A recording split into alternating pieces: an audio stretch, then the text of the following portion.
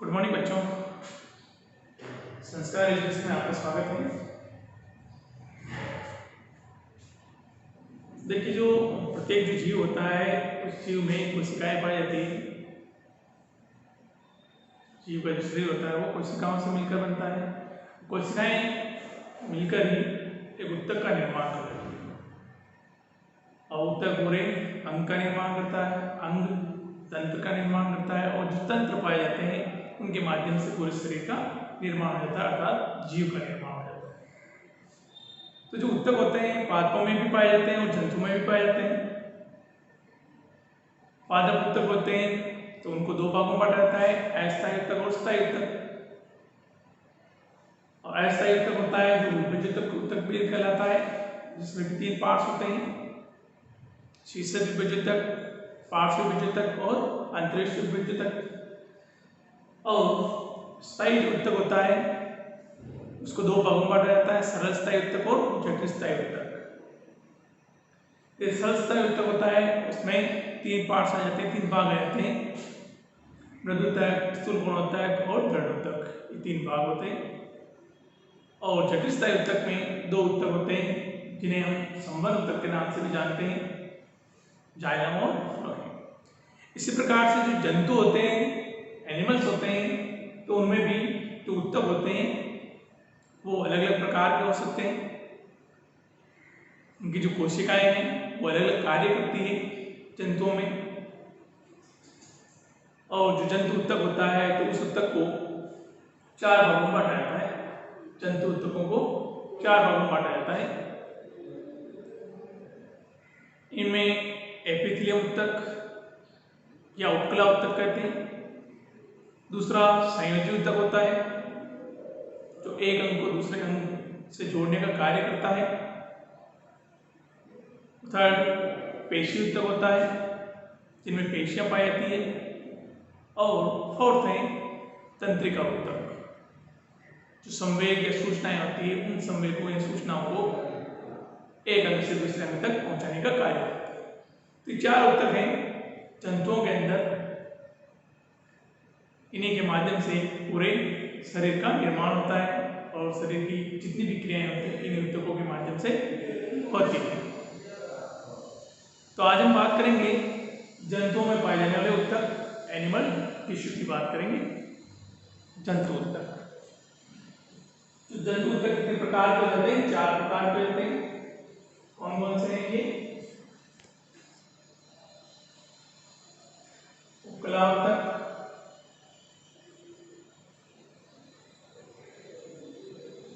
जिसे एपिथेलियम ऊतक भी कहते हैं। एपिथेलियम ऊतक भी कहते हैं।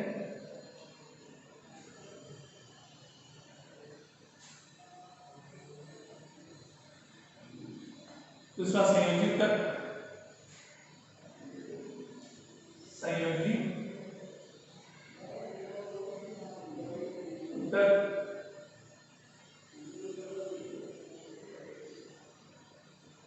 पेशीय ऊतक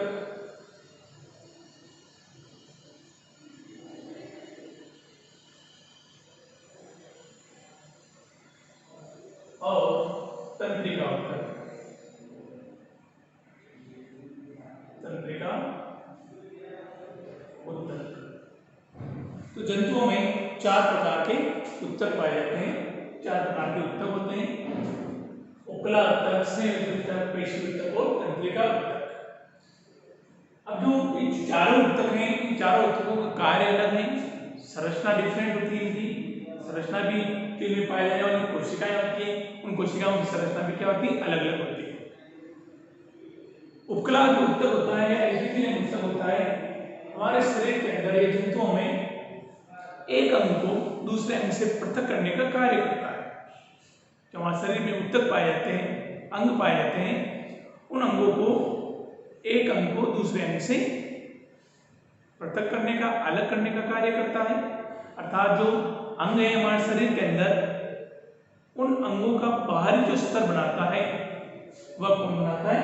उपकला ऊतक बनाता है। जैसे कि श्वास नली है तो श्वास नली का बाहरी स्तर बनाने का कार्य, वृक्क है तो वृक्क का बाहरी स्तर बनाने का कार्य। तो ये जो अंग है उन अंगों का बाहरी जो स्तर है वो कौन बनाता है? उपकला उत्तक। तो उपकला उत्तक भी होता है तो वो अलग अलग प्रकार से होता है, अलग अलग प्रकार की कोशिकाएं होती हैं, उन कोशिकाओं के माध्यम से एपिथेलियम या उपकला उत्तक अलग अलग प्रकार का होता है। इनमें सल्की उपकला उत्तक हो सकता है, स्तंभाकार उपकला उत्तक हो सकता है, पक्षमाभी स्तंभाकार उपकला उत्तक हो सकता है। तो बहुत सारे ये एपिथेलियम उत्तक होते हैं, तो उनके बारे में हम डिटेल में चर्चा करेंगे। संयुक्त उत्तक जो हमारे शरीर के अंदर या जंतुओं के शरीर के अंदर एक अंग को दूसरे अंग से जोड़ने का कार्य करता है। एक अंग को दूसरे अंग से जोड़ने का कार्य किसका होता है? संयोजी उत्तक का होता है। पेशी उत्तक जिनमें पेशियां पाई जाती है, पेशी उत्तक में पेशियां पाई जाती है और इनमें जो पेशियां होती हैं वो लगातार संकुचित और फैलती रहती है, लगातार संकुचित होती है और फैलती रहती है। और पेशी उत्तक होता है तो उसमें भी 3 प्रकार की पेशियां पाई जाती हैं, जिन्हें ऐच्छिक पेशियां कह सकते हैं, अनैच्छिक पेशियां कह सकते हैं और हृदय पेशियां कह सकते हैं। नेक्स्ट उत्तक है तंत्रिका उत्तक। तंत्रिका उत्तक में तंत्रिका कोशिकाएं होती हैं, उन तंत्रिका कोशिकाओं के माध्यम से सूचनाएं जो होती हैं उन सूचनाओं को एक अंग से दूसरे अंग तक पहुंचाने का कार्य करती है।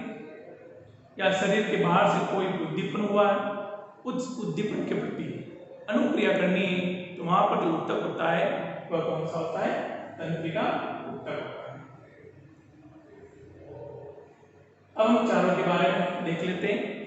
उपकला उत्तक फर्स्ट में, उपकला उत्तक या एपिथेलियम उत्तक।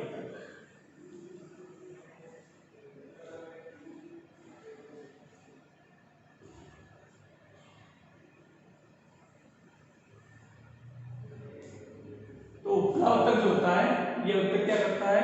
एक अंग को दूसरे अंग से पृथक करने का कार्य करता है। यह उत्तक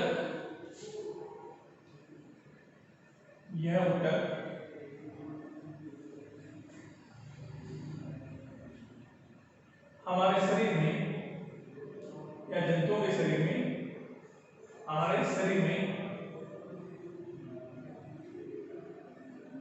एक अंग को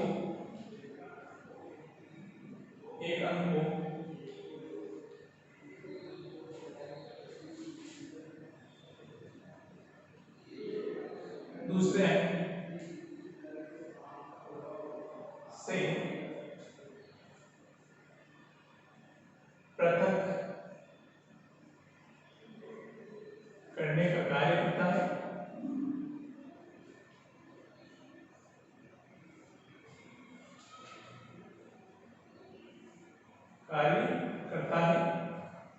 और जो अंग होते हैं उन अंगों का बाहरी स्तर बनाने का कार्य करता है, और अंगों का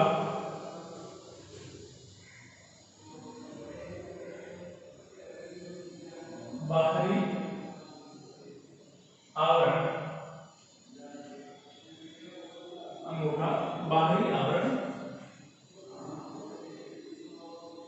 बनाता है।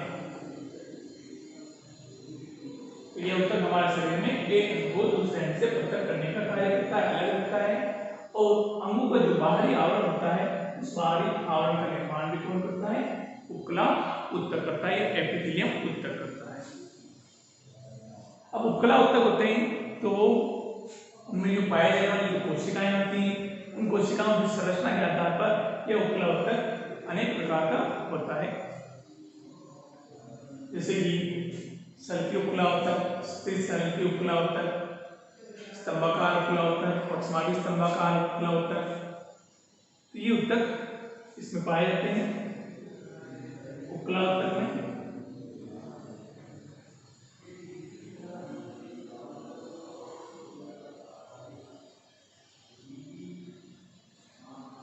उपकला उत्तक के प्रकार,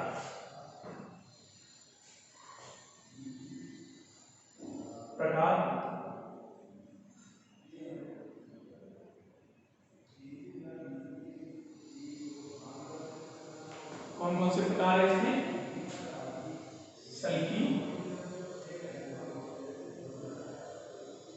उपकलावर्तक,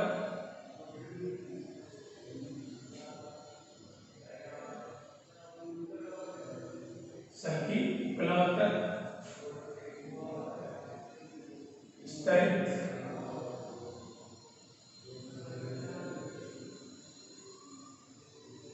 सल्की उपकलावर्तक,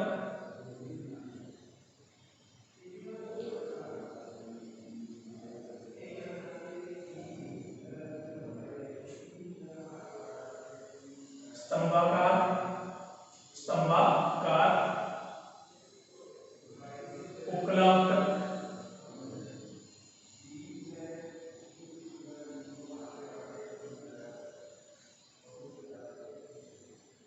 पक्षमापी,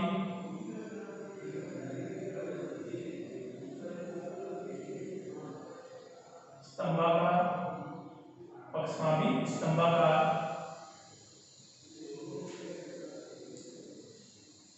उपकला उत्तक,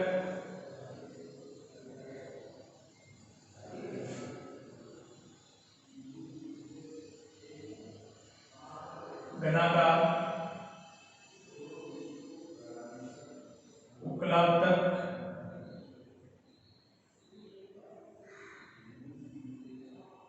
घनाकार उपकलावर्तक और ग्रंथि उपकलावर्तक, ग्रंथि उपकलावर्तक। तो ये कितने प्रकार के हो जाते हैं उपकलावर्तक? 6 प्रकार के, जिनमें कोशिकाएं होती है अलग अलग प्रकार की होती है। कौन कौन से हो गए? सल्की उपकलावर्तक, स्तरित सल्की उपकलावर्तक, स्तंभाकार उपकलावर्तक, पक्षमापी स्तंभाकार उपकलावर्तक, घनाकार उपकलावर्तक और ग्रंथि उपकलावर्तक। इतने प्रकार के ये उत्तक होते हैं उपकलावर्तक। अब सल्की उपकलावर्तक होता है,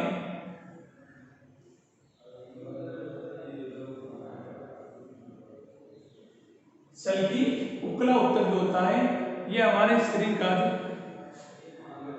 हमारे शरीर में जो वर्णात्मक पारगम्य झिल्ली होती है, जहां पर संवहन की क्रिया होती है, संवहन की क्रिया होती है, उन अंगों का जो बाहरी स्तर बनाता है तो वो कौन बनाता है? सल्की उपकलावर्तक बनाता है। जहां पर संवहन की क्रिया वर्णात्मक पारगम्य झिल्ली के माध्यम से होती है, अर्थात कोशिका झिल्ली के माध्यम से होती है, उस स्थान पर या उस अंग का निर्माण कौन करता है? सल्की उपकलावर्तक करता है।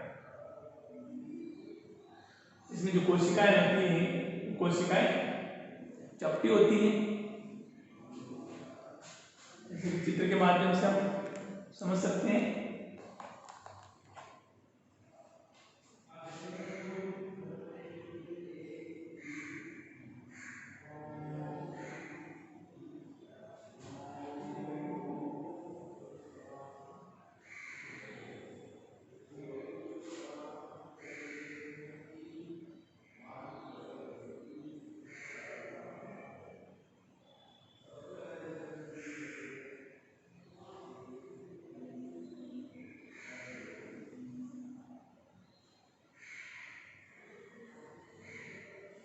इस उत्तक की जो कोशिकाएं होती है चपटी होती है इस प्रकार से।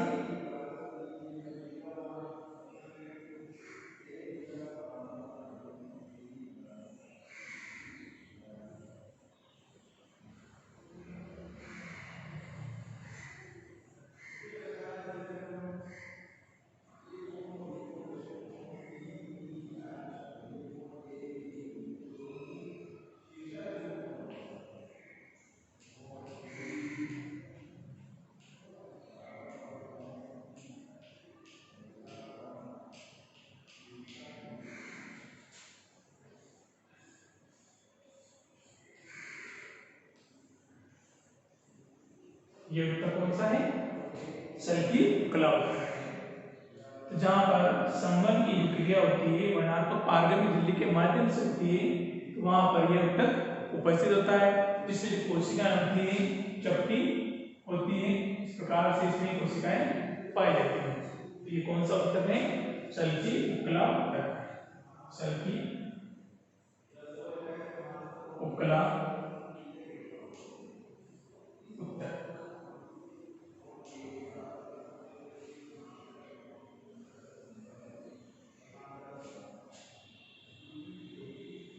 चित्र को आप बना लीजिए, नोट कर लीजिए इसको।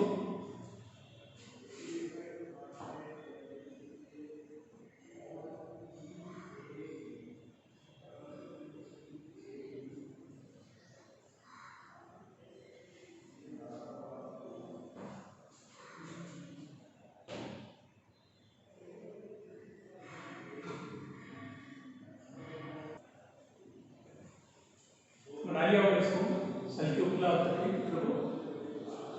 तो ये उत्तक क्या करता है? सल्की उपकला उत्तक की जो कोशिकाएं होती है एक प्रकार से चपटी होती है और जो कुछ अंग होते हैं उनके बाहरी स्तर का निर्माण करने का कार्य करता है। जैसे कि जो आहार नाल होती है, तो आहार नाल का बाहरी स्तर है, तो उसका निर्माण कौन करता है? सल्की उपकला उत्तक करता है। त्वचा होती है, त्वचा का निर्माण भी इसी उत्तक के माध्यम से होता है। और इसी कोशिकाएं होती है एक प्रकार से चपटी होती है, कोमल होती है। ओके,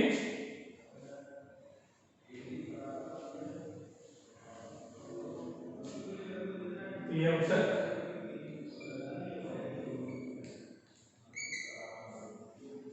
श्वास नलिका, श्वास नलिका बाहरी स्तर,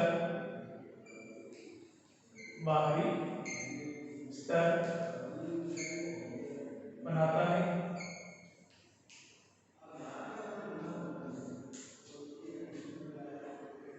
आहार नली या भोजन नली है, आहार नली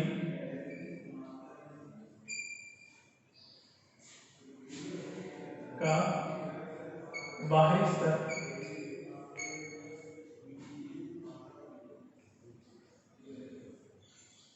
बनाता है।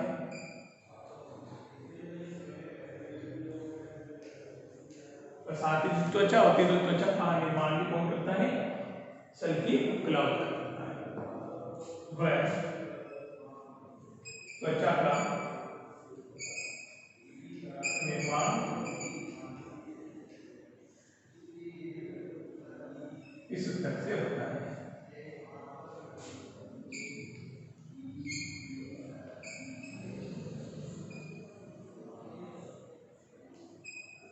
त्वचा भी इसी उत्तक के माध्यम से बनती है।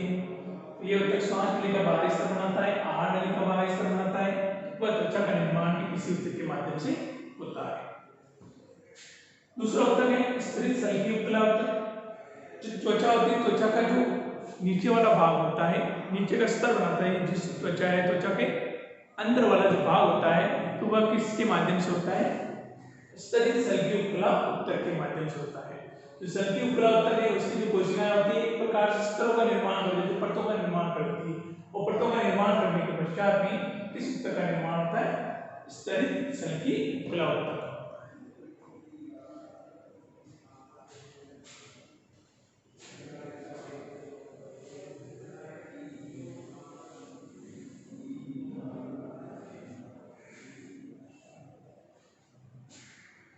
तो इस उत्तक में जो सल्की उपकला उत्तक की कोशिकाएं हैं वो एक प्रकार से स्तरों का निर्माण कर देती। त्वचा के नीचे का जो स्तर होता है वो इसी उत्तक के माध्यम से बनता है।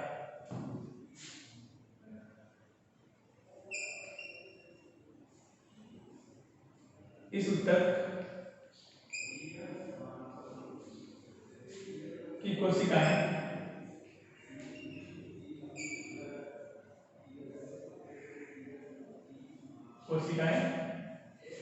त्वचा के नीचे, त्वचा के नीचे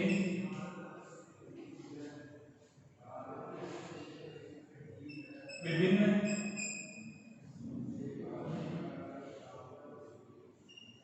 स्तरों का, विभिन्न स्तरों का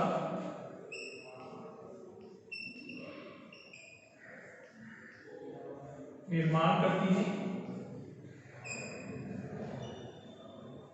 लिपिड स्तरों का निर्माण करती है, जिसके कारण जो त्वचा जो होती है त्वचा को कटने और फटने से बचाती है। यह जो ऊतक होता है त्वचा को कटने या फटने से बचाता है।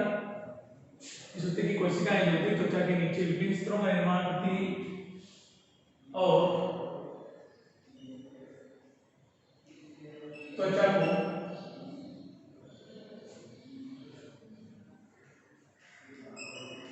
कटने व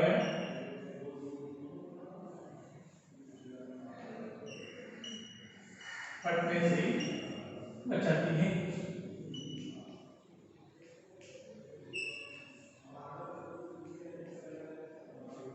तो त्वचा का नीचे का स्तर होता है वो किससे बनता है? स्तरित सेल के उपकला ऊतक के माध्यम से बनता है। इसका यदि डायग्राम बनाना चाहें, चित्र बनाना चाहें तो भी इस प्रकार से होता है। देखिए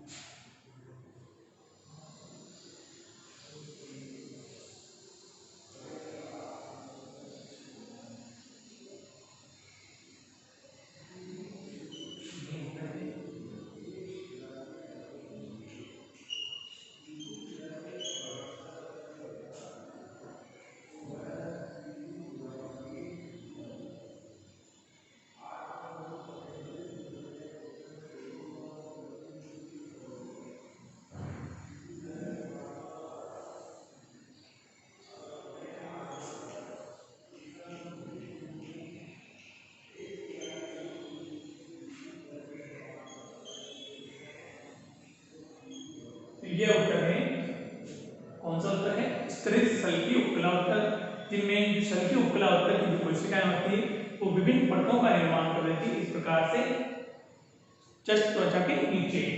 तो ये कौन सा ऊतक है? स्तरित सेल की उपकला ऊतक। स्तरित सेल की उपकला ऊतक।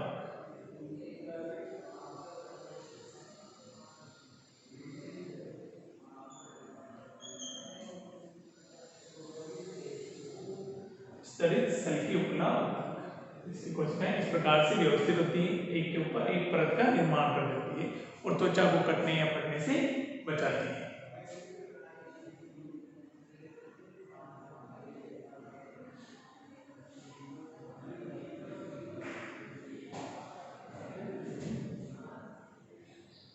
नेक्स्ट स्तंभाकार उपकला ऊतक। स्तंभाकार उपकला ऊतक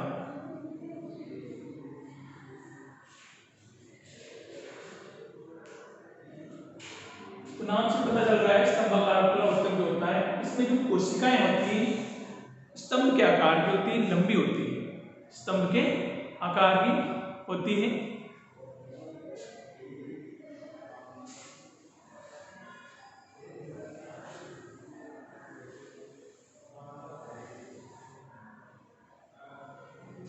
स्तंभाकार उपकला ऊतक, तो इस ऊतक की कोशिकाएं किस प्रकार से होती है? स्तंभाकार होती है, लंबी लंबी होती है और ये जो ऊतक होता है उन भागों में पाया जाता है जहां पर अवशोषण पर पदार्थों का स्त्राव किया जाता है, पदार्थों का अवशोषण किया जाता है वह उनका स्त्रावण किया जाता है।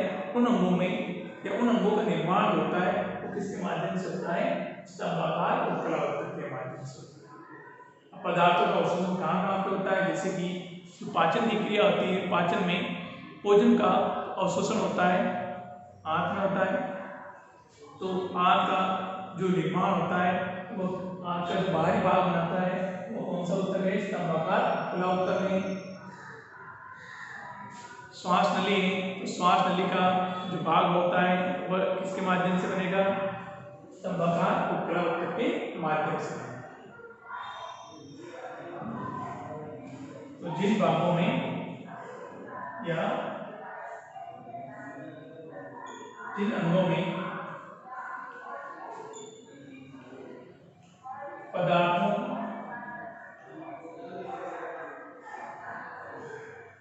के अवशोषण व स्त्रावण का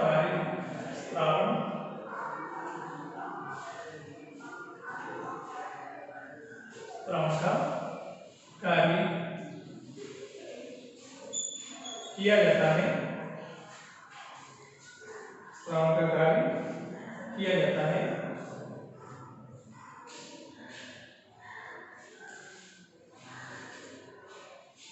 उन अंगों का निर्माण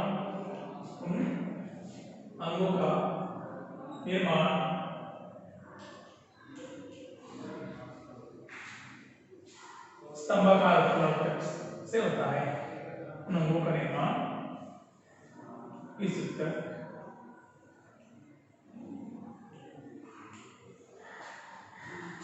से होता है।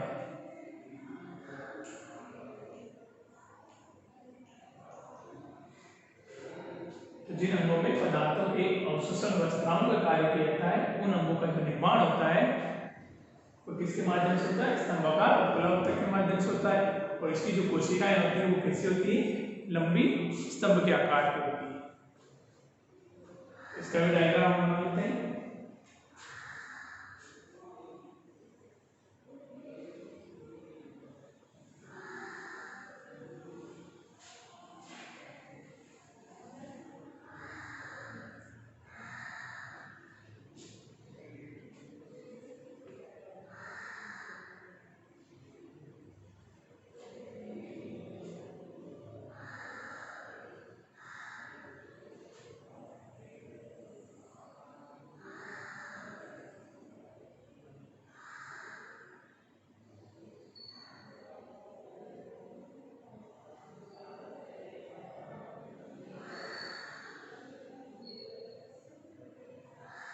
तो इसकी जो कोशिकाएं होती है एक प्रकार से लंबी होती है, स्तंभ के आकार की होती है।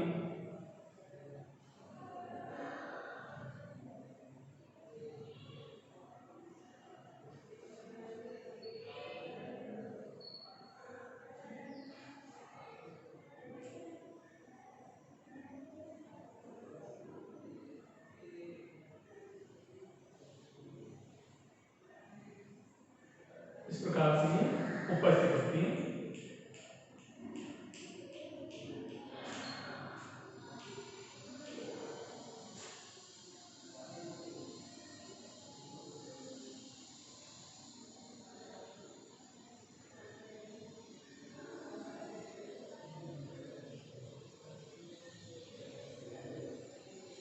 ये कौन सा उत्तक है? स्तंभाकार उपकला उत्तक। स्तंभाकार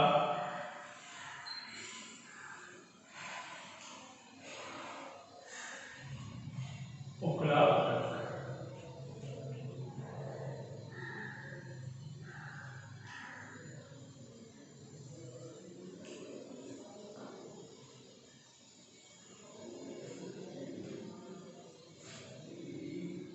तो जो आंत का निर्माण होता है, आंत का जो बाहरी स्तर है, छोटी आंत है, बड़ी आंत है, तो उनका बाहरी स्तर कौन बनाता है? स्तंभाकार उपकला उत्तक बनाता है। और साथ ही साथ जो श्वास नली होती है, श्वास नली का जो आंतरिक स्तर है, उसका निर्माण भी कौन करता है? स्तंभाकार उपकला उत्तक करता है। इस प्रकार से इसकी जो कोशिकाएं होती है वो लंबी होती है, स्तंभ के आकार की होती है। नेक्स्ट उत्तक है पक्षमार्गी स्तंभाकार उपकला उत्तक। पक्षमार्गी स्तंभाकार उपकला उत्तक।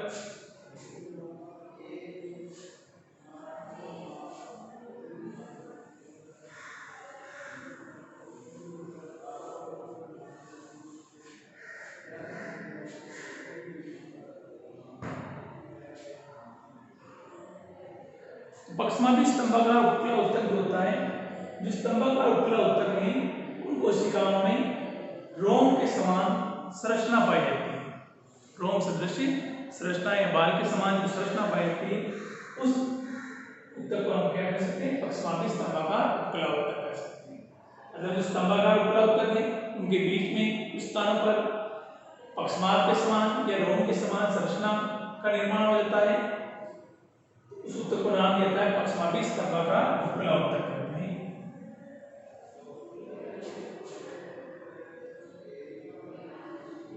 और ये जो उत्तक होता है एक प्रकार से जो श्लेष्मा है तो श्लेष्मा को आगे बढ़ाने का कार्य किया जाता है। जैसे कि हमारा नाक है तो नाक का आंतरिक स्तर है तो आंतरिक स्तर का निर्माण कौन कर देता है, पक्षमार्गी स्तंभाकार उपकला उत्तक कर देता है। श्वास नली है तो श्वास नली में भी इसी प्रकार से संरचनाएं पाई जाती है, तो वो वायु है तो वायु को आगे पहुंचाने का कार्य करती है। तो ये स्तंभाकार उपकला पक्षमार्गी स्तंभाकार उपकला उत्तक होता है।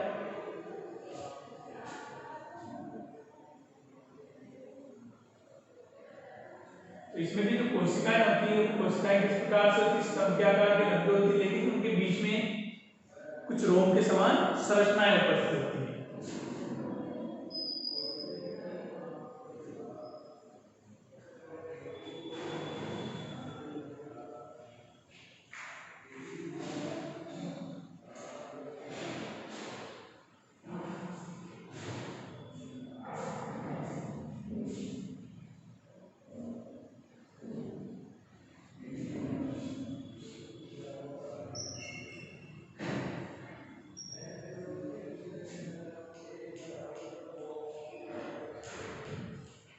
ये तो एक स्तंभाकार उपकला उत्तक है, लेकिन इन्हीं में रोम के समान संरचनाएं उपस्थित होती है एक प्रकार से, तो वो क्या हो जाएगा,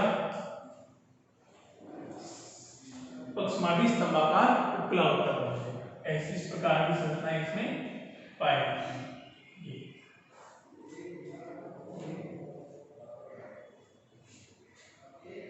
तो ये कौन सा उत्तक है, पक्षमार्गी स्तंभाकार उपकला उत्तक है। पक्षमार्गी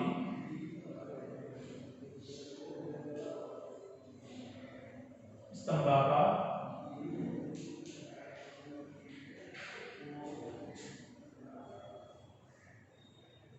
उपकला उत्तक।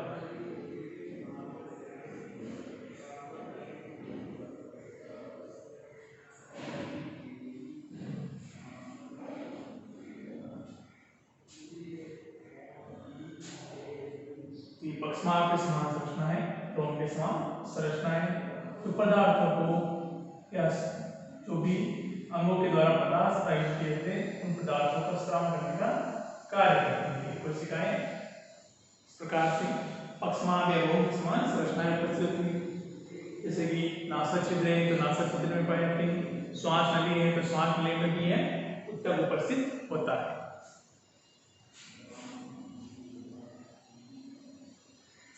नेक्स्ट आता है घनाकार उपकला उत्तक, जिनमें जो कोशिकाएं आती है एक प्रकार से घन के आकार की होती है, घन के आकार की होती है।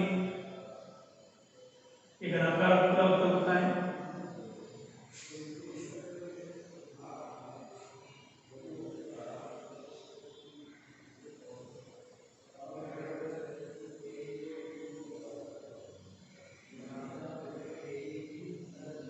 घनाकार उपकला उत्तक, तो इसमें कोशिकाएं किस प्रकार से होगी, घन के आकार की। जो घन होता है ना एक प्रकार से, तो घन के आकार की इसमें कोशिकाएं होती है। जो वृक्क का बाहरी स्तर जो होता है वह इसी उत्तक के माध्यम से बनता है। जो वृक्क होते हैं किडनियां होती है, तो किडनियों का जो बाहरी स्तर बनाता है वो कौन सा उत्तक बनाता है, घनाकार उपकला उत्तक बनाता है।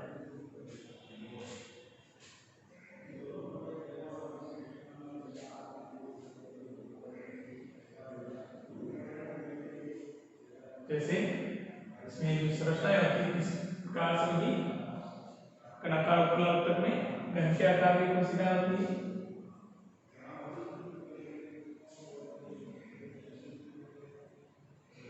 इस प्रकार से कोशिकाएं उपस्थित होती है इस उत्तक में।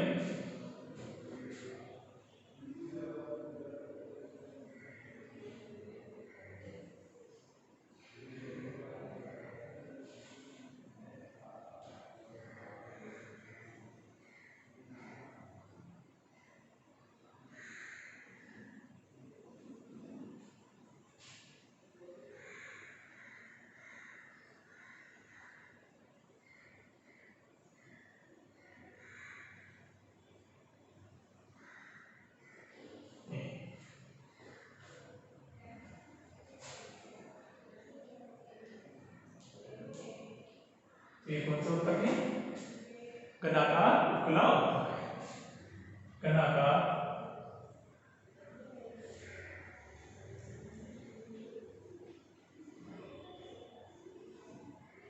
उपकला ऊतक।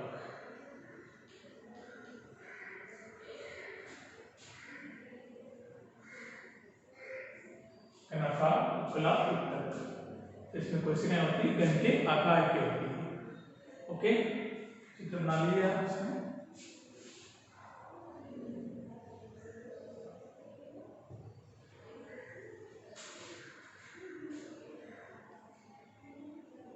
तो वृक्क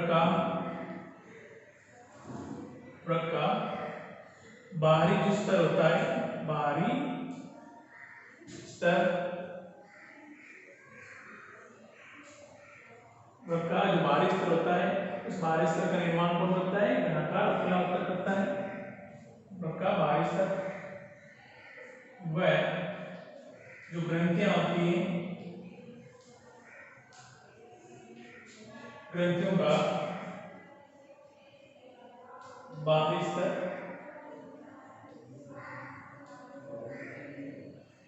ग्रंथियों का बाहरी स्तर इस ऊतक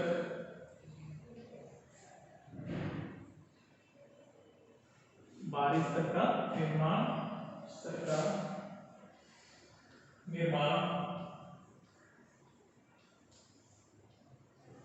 इस ऊतक के द्वारा होता है।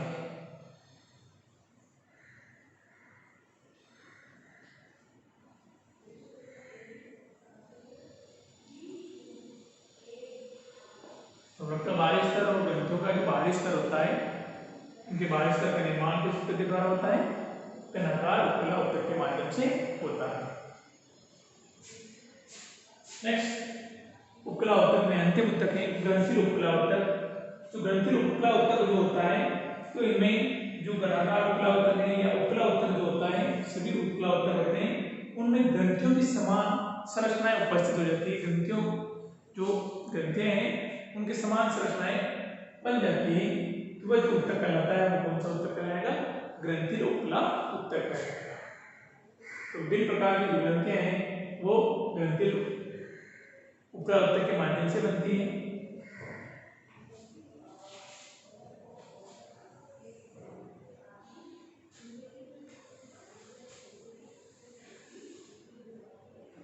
ग्रंथिल उपकला जो ऊतक होता है, उपकला ऊतक जब ग्रंथियों का निर्माण कर लेता है तो उस ऊतक को नाम क्या दिया जाएगा? ग्रंथिल उपकला ऊतक कहते हैं। तो ये जो उपकला ऊतक होता है, उपकला ऊतक के द्वारा क्या किया जाता है?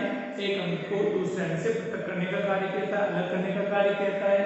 और इसमें अलग अलग प्रकार की कोशिकाएं होती हैं।